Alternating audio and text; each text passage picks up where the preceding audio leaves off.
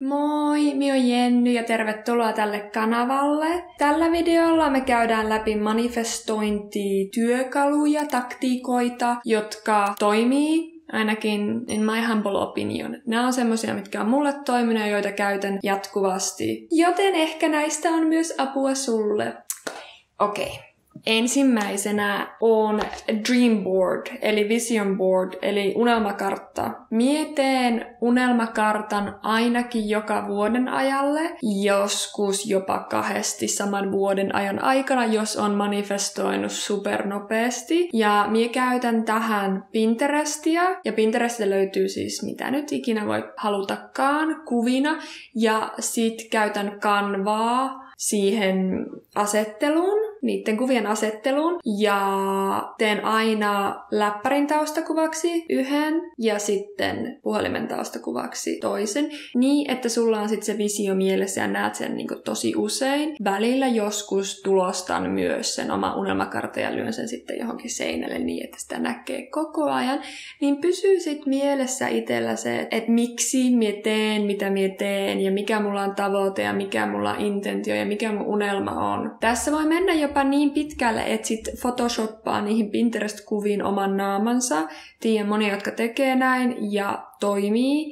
En ole vielä kokeillut, mutta uskon, että se vielä voimistaisi sitä tunnetta, että hei, tää on mun tulevaisuus. Tää on mulle totta, tää on mulle mahdollista ja sillä lailla helpottaisi sitä manifestointia entisestään. Ja sitten seuraavaksi affirmaatiot ja peilityöskentely. Affirmaatiolla tarkoitetaan siis näitä positiivisia voimalauseita, joita siellä sanot presence-muodossa, niin että vaikka olen kaunis tai olen rikas. Vaikka se juttu ei ehkä sulle vielä tuntuisi todelta, niin sie sanot ne siinä, niin kuin toteat ne lauseet. Ja peilityöskentely erityisesti on tosi voimakasta. Kun mie aloitin peilityöskentelyn, mie hoin paljon tämmöistä mantraa. Mitenhän se menikään? Se oli jotenkin, että katot itseä peilin kautta silmiin ja sanot, että anteeksi, annan sinulle anteeksi, rakastan sinua.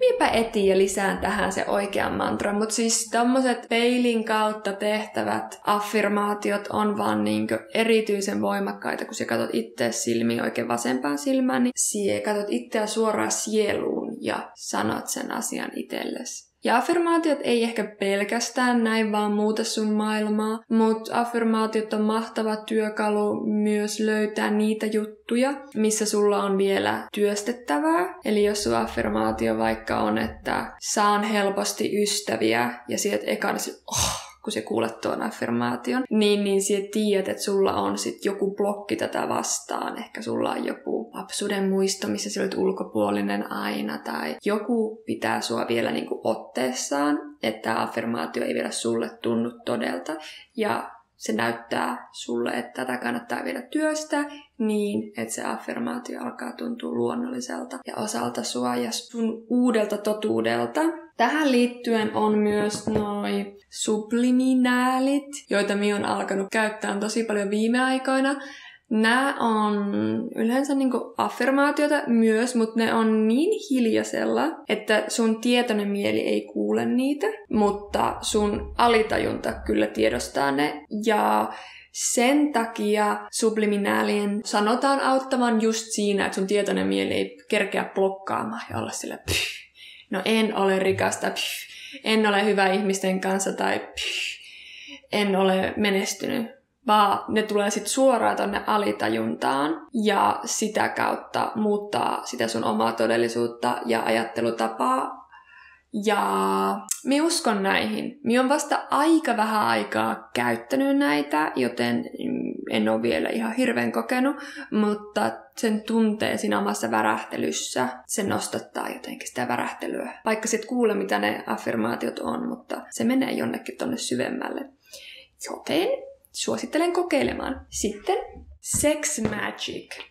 Tää toimii soolona tai partnerin kanssa, eli manifestoiminen orgasmin aikaan, koska orgasmi on niin voimakas, positiivinen tunne, plus minä ainakin uskon, että silloin meillä on tää väylä tonne universumiin tosi kirkas ja avoinna. Ja siis todellakin toimii soolona tosi hyvin, eli annat itselle sen nautinnon, mitä haluat, asetat intention, ja varsinkin jos haluat manifestoida vaikka jotain omaan kehoon tai kauneuteen liittyvää, niin keskityt sitten ittees siinä fantasiassa, siihen ittees, siihen kuinka sun keho tuntuu hyvältä, kuinka hyvältä sinä näytät, ja sitä kautta lisäät sitä manifestoinnin voimaa. Toimii. Sitten intentio, minä sanoin tuosta äskenkin intentiosta. Intention käyttäminen usein ja paljon, eli valitte intentio päivälle, kun mietitte, mitä sinä tänään tehdä, tai teet listaa itselleni joku intentio esimerkiksi yhdellä sanalla, että olisiko se vaikka rauha, tai olisiko se vaikka toiminta, tai olisiko se vaikka rakkaus, mitä se nyt onkaan. Mutta sillä intentiolla on ihan valtava voima. Se voi olla just päivälle, se voi olla viikolle, mulla on yleensä vuodelle tai vuoden ajalle, mutta myös esimerkiksi harjoitukselle, jos vaikka haluan meditoida tai joogata, niin yleensä valitten intention sille harjoitukselle, sille rituaalille, sille seremonialle. Se on vähän niin kuin kirkkoon menisi, kun me joogaharjoitukseen tai meditaatioharjoitukseen, niin kun lisäät siihen vielä intention, niin se voimistaa sitä manifestointia. Sitten scripting. Scripting tarkoittaa vapaata journalointia, missä kirjoitat siitä omasta unelmasta, omasta unelmaelämästä silleen kans muodossa, niin kuin se olisi jo totta. Esim. Että olen niin kiitollinen, kun saan herätä tässä kauniissa villassa Kreikan rannikolla. Olen niin kiitollinen, kun minulla on ihana kumppani, joka tuo aamupalan sänkyyn. Ja kun olen kiitollinen minun kauniista kehosta ja kaikesta tästä energiasta ja elinvoimasta, mitä minä tunnen. Niin silleen kirjoittaa vaan menemään.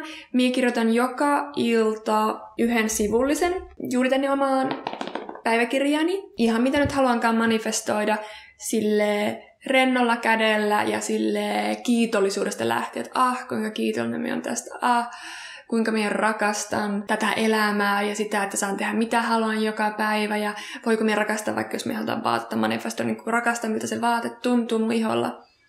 You got the point. Toimii. Sitten kuurituaalit. Minä olen tehnyt näitä vuosia ja vannon, että kuu on valtavan voimakas. Se on meidän isoäiti-energia ja se on sitä feminiinienergiaa parhaimmillaan, joten varsinkin naisena kuu on niin voimakas. Uuden kuun aikaan minä asetan intentiot sille koko kuun kierrolle.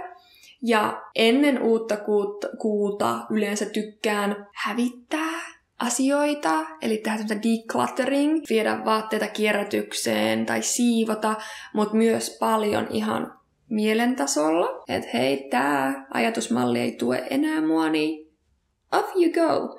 Ja sen takia mä teen monesti rituaalina, että mä kirjoitan lapulle sen, mitä mä haluan päästä irti, ja sit poltan sen. Ja täydenkuun aikaan mie keskityn yleensä enemmän tarkastelemaan, että miten ne intentiot, jotka uuden kuun aikaan laitettu liikkeelle, on lähtenyt sieltä persoamaan. Ja täytyykö esim. Vähän pivot johonkin suuntaan. Ja sitten keskityn varsinkin kiitollisuuteen. Ja otan sitä kuusta energiaa, oikein semmoista moonbathing. Se toimii, esimerkiksi kristallit latautuu täyden kuun valossa. Siinä voit tehdä kuuvettä sillä, että jätät vettä kuun valoon. Täysikuu vaan antaa ihan superisti energiaa, joten tää on sitä aikaa, kun on hyvä sosialisoida ja töhistellä menemään täysille. Sitten seuraavana kiertotietoisuus. Tää on äärettömän tärkeää ja se liittyy myös tuohon kuun kiertoon.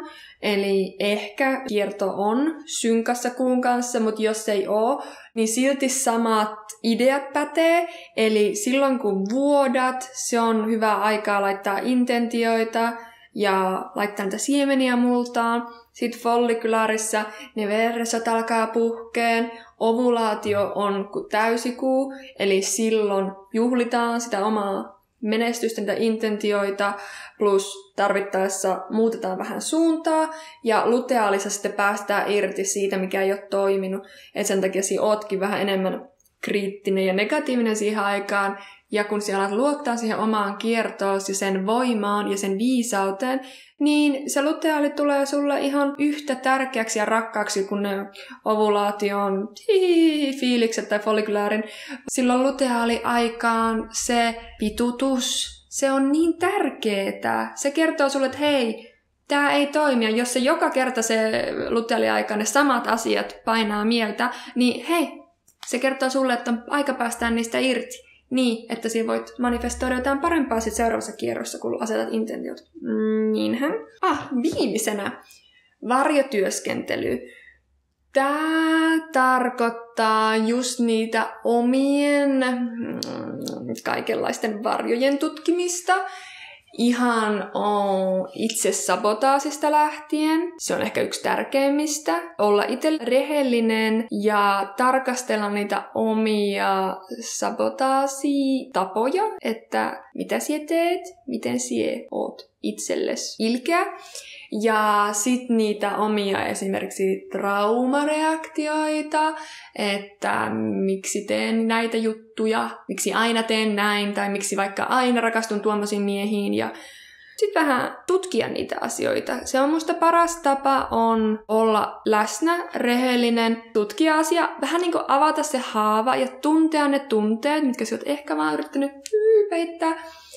Koska vaan sillä tavoin, kun sä puhistat sen haavan, niin sillä tavoin se sit voi oikeasti parantua. Ja se on sitä healingia ja se on sitä manifestointia, koska mitään affirmaatioita, mitään dreamboardia siitä voi vaan lyödä kaiken päälle olla silleen laastarina, että I'm fixed, I'm healed.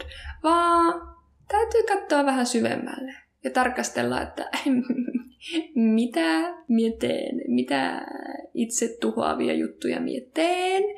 Ja sitten pikkuhiljaa tietenkin valtavalla itsemyötätunnolla ottaa sitä aikaa niiden kehollistamiseen, niiden tuntemiseen ja niiden healing.